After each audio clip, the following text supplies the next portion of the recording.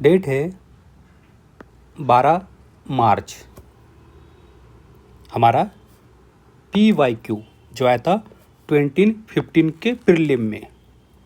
आप ना किसी ऑफिस में जाते हो या कॉलेज में स्कूल में अपनी अटेंडेंस देते हो, तब ना मोस्टली क्या करते हैं, जो हमारा आईडी कार्ड होता है उसको ना एक जगह पे हम स्कैन कर देते हैं, या फिर हम जब भी मेट्रो में ट्रैवल करते हैं हमारे पास ना मेट्रो का कार्ड होता है, और हम जब भी मेट्रो स्टेशन में एंट्री करते हैं कार्ड को ना वहाँ पे स्वैप कर देते हैं, वहाँ पे रख देते हैं। और हमारे डेली लाइफ में बहुत बार हम ऐसा यूज़ करते हैं इस टेक्नोलॉजी को।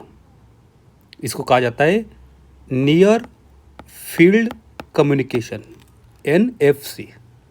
इसी पे ये क्वेश्चन आया था, with reference to near field communication NFC technology which of following statement is are correct. हमें यहाँ पे करेक्ट फाइंड करना है। फर्स्ट आता है statement 1, it is a contactless communication technology that use electromagnetic radio fields. ये बात बिल्कुल सही है। ये ना कॉन्टैक्टलेस है आपका आईडी कार्ड या आपका मेट्रो कार्ड, और साथ ही ये जो मशीन है इसमें कोई कांटेक्ट नहीं है, और यहाँ पे यूज़ किया जाता है इलेक्ट्रोमैग्नेटिक रेडियो फील्ड को। हमें ढूंढना है यहाँ पे करेक्ट आंसर, तो हम ना हमारा ऑप्शन बी यहाँ से हटा सकते हैं। सेकंड स्टेटमेंट कहता है NFC is design for use by devices which can be at a distance of even a metre from each other. एक मीटर का डिस्टेंस काफ़ी बड़ा होता है, लेकिन अगर हम इस टेक्नोलॉजी को यूज़ करते हैं हमें चाहिए कुछ सेंटीमीटर का डिस्टेंस, ना कि मीटर का डिस्टेंस। अगर आप मेट्रो कार्ड वहाँ पे रख देते, स्वैप करते, या दूर से ही उसको स्कैन करते, दूर से स्कैन होगा नहीं। सेम कंडीशन हमारे अटेंडेंस की होती है जो हम हमारे ऑफिस में करते हैं। तो यहाँ पे ना हमें चाहिए कुछ सेंटीमीटर का डिस्टेंस। हम ना हमारा ऑप्शन बी हटा देंगे। वैसे भी सेकंड स्टेटमेंट हमारे लॉजिक से सॉल्व हो सकता है, हमारे डेली अवेयरनेस से। थर्ड आता है NFC कैन यूज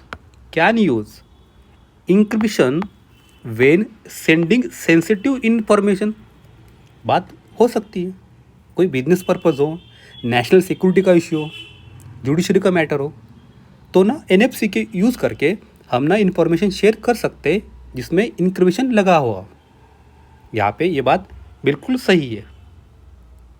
वैसे भी हमारा सेकंड स्टेटमेंट कट हो गया था, हमने ए हटा दिया, हमने डी हटा दिया। हो सके फिर क्वेश्चन बन जाए नियर फील्ड कम्युनिकेशन से।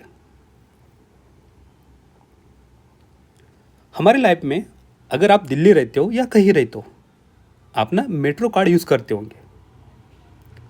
मेट्रो कार्ड से ना हो सके प्रीलिम में क्वेश्चन बन जाए। आपने अभी देखा नियर फील्ड कम्युनिकेशन का क्वेश्चन, लेकिन यहाँ पे हम करेंगे एक आर्ट एंड कल्चर का क्वेश्चन कवर। यहाँ से हमें मिलता है लक्ष्मण टेम्पल जो है सिरपुर में। सिरपुर आता है छत्तीसगढ़ में, और ना यहाँ से एक प्रीलिम की लाइन बन सकती है, ये टेम्पल कहाँ पे है और किस भगवान के लिए। यह है लक्ष्मण टेम्पल सिरपुर में। यहाँ पे एक हाई प्लेटफॉर्म है, ऊपर चढ़ने के लिए सीढ़ियाँ है। ये ना नागर शैली का टेम्पल आता है। ये है अंतराल, ये है मंडप, और यहाँ पे है गर्भगृह। ऊपर जाता है विमान। तो हमारे हाथ में अगर डेली कुछ हम इवेंट कर रहे, देख रहे, तो ज़रा उस पर ध्यान से देखना चाहिए। अगर आपके पास अपना मेट्रो कार्ड है उसको ना उल्टा पुल्टा करके देखे, कुछ ना कुछ मिल जाएगा जो हमारे लिए एग्जाम में काम आए। अब आते हैं आज के डिस्कशन पे। अभी ना एक रिपोर्ट आई है जिनका कहना है दुनिया में 20 सिटीज़ काफ़ी पोल्यूटेड है और उसमें से 13 सिटीज़ सिर्फ इंडिया की है।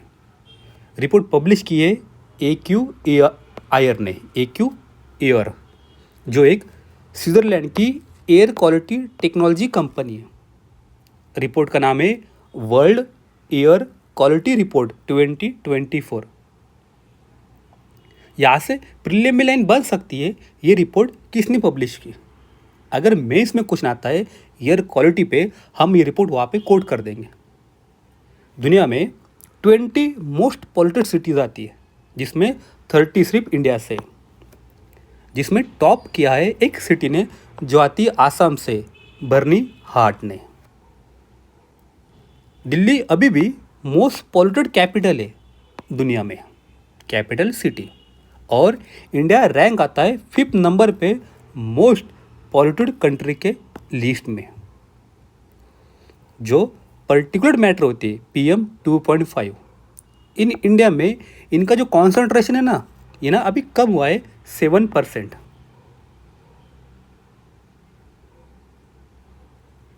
और ना ये अभी हमें मिल रहे हैं एवरेज 50 ग्राम क्यूबिक मीटर पर क्यूब, और लास्ट टाइम था 2023 में 54.4।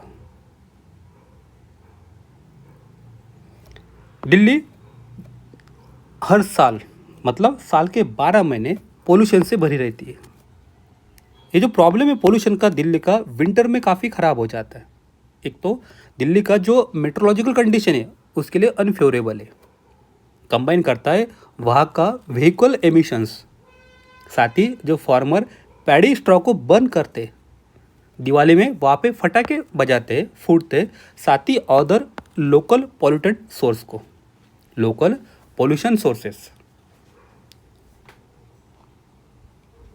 अब आते हमारे आर्टिकल की तरफ। लास्ट 2 मंथ पहले एक फंगी का डिस्कवर की गई थी और किसी डिसीज़ के लिए उसका नाम रख दिया, एक फंगल डिसीज़ के लिए। नाम ना इंडिया से रिलेटेड करता है उस डिसीज़ का नाम। तो हमारे जो साइंटिस्ट है या हमारी कम्युनिटी है, उन्होंने उस पर अपोज किया। उन्होंने कहा भाई ये क्या बात है, ये जो स्पेसिस है ना इंडिया में अभी तक मिली है, दुनिया में हर जगह पे है, और ये जो डिसीज़ है इसका सोर्स कहाँ है हमें अब तक पता नहीं है, और आपने इसका नाम हमारे कंट्री पे रख दिया। हमारे लिए ना दिक्कत की बात है। आर्टिकल इसी को फोकस करता है। हो सके यहाँ से प्रीलिम में क्वेश्चन बने, और हो सकता है एक सीधा मेंस का क्वेश्चन बन जाए GS में कि जो डिसीज़ हम फाइंड करते हैं उनके नाम ना कैसे रखे जाते हैं, उन नामों के सामने क्या इशू आते हैं और क्या करना चाहिए। डिसीज़ के नामकरण, नाम ना कैसे भी ले सकते हैं, किसी टाउन से, किसी रिवर के नाम पे, आइलैंड के नाम से, फॉरेस्ट के नाम से। जैसे जिका वायरस जो जिका फॉरेस्ट में आया था युगांडा में, कोई माउंटेन का नाम हो सकता है, वैली का नाम हो सकता है, किसी कंट्री का नाम हो सकता है, कॉन्टिनेंट का नाम हो सकता है, इवन किसी ट्रेंच का नाम हो सकता है, किसी ट्रेंच का नाम। जैसे स्पेनिश फ्लू 1918-20 में जब वर्ल्ड वॉर 2 चल रहा था, ख़त्म हो रहा था, तब स्पेनिश फ्लू आया था, लेकिन इसका ओरिजिन स्पेन में बिल्कुल नहीं था। Delhi boil, Madura foot and West Nile virus अभी रिवर से आया है, किसी सिटी से आया है। लेकिन ये जो नाम हम रखते हैं ना, ये ना कुछ कन्फ्लिक्ट शो करते हैं, कुछ misinformation, stigma and racial prejudice हमें दिखाई देता है स्पेसिफिक कम्युनिटी, स्पेसिफिक कंट्री के खिलाफ। हो सके जो साइंटिस्ट है वो ना इसका कुछ राजनीतिकरण करे या टार्निश करे किसी कंट्री को या किसी रीजन को, जब और बाकी पॉपुलेशन की वहाँ पे कोई इशू नहीं है, उनके कोई फॉल्ट नहीं है। स्पेशली जब किसी डिसीज़ का ओरिजिन हमें पता ही नहीं है, जैसे हमने अभी देखा स्पेनिश फ्लू। इसी के लिए WHO ने 2015 में एक गाइडलाइन इशू किया था। उन्होंने कहा था साइंटिस्ट के लिए आप ना मूव कीजिए toward providing name based on scientific characteristics rather than geography. जैसे दिखते हैं जिका वायरस। जो छोटे बेबीज़ होते हैं ना, उनके ब्रेन की डेवलपमेंट पूरी नहीं हो पाती जिका वायरस से, जो डैमेज करता है माइक्रोसेफेली को। और जिका वायरस आया था, एक जिका नाम का फॉरेस्ट है युगांडा में, वहाँ पे उसको डिस्कवर किया, वहाँ पे मिला और नाम रख दिया जिका वायरस। और युगांडा के लैंग्वेज में जिका का मतलब होता है फॉरेस्ट। अब उसमें इस फॉरेस्ट की क्या गलती है? जब मंकी पॉक्स आया था, एम पॉक्स, तब देखा गया कुछ सोसाइटी या कुछ कम्युनिटी के खिलाफ रैसिस्ट एंड स्टिग्मेटाइज लैंग्वेज यूज़ की जा रही है। तो मंकी पॉक्स में से मंकी हटा दिया, सिर्फ रख दिया यम पॉक्स। अभी जो फंगस की स्पेसीज हमने डिस्क ढूंढी थी लास्ट 2 महीने पहले, जिसका नाम है ट्रिचोपाइटन टी इंडोटिनी, यहाँ से प्रीलिम की लाइन बन सकती। ये अभी रिसेंटली चर्चा में था, सुर्खियों में था, रिसेंटली न्यूज़। ये क्या है? इस वजह से क्या होता है, एक स्किन की इन्फेक्शन की डिसीज हो जाती है। और अगर आप ना एंटी फंगल मेडिसिन लेते हो तब भी ना ये काम नहीं करते।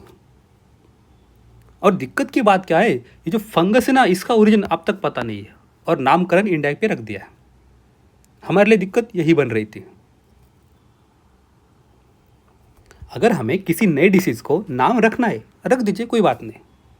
यह जिम्मेदारी बनती है इंटरनेशनल क्लासिफिकेशन ऑफ डिसीज़ की, साथ ही WHO के एक फैमिली इंटरनेशनल क्लासिफिकेशन से। यहाँ से प्रीलिम की लाइन बन सकती है through a consultative process which include WTO member states. अगर नाम रखना है आप रखिए, किसी रैशनल नाम रखिए, साइंटिफिक रखिए, जिसका अच्छा नाम हो, जो करंट में यूज़ हो, साथ ही जिसको आप ना उच्चार करने के लिए कोई दिक्कत ना हो हर लैंग्वेज में, और किसी ज्योग्राफी का वहाँ पे कंटेक्स्ट ना हो, रेफरेंस ना हो। आज हमें चाहिए, हम फोकस करना चाहिए फाइंडिंग कॉजेस ऑफ डिसीज। साथ ही हमारे पास जितने रिसोर्स है हमें एक जगह लाने चाहिए to find ways of preventive preventation, साथ ही कर्टलिंग डिसीजेस। हो सके एक पूरा क्वेश्चन यहाँ से बन सकता है, कुछ प्रीलिम फैक्ट पॉइंट हमें यहाँ से मिल रहे हैं।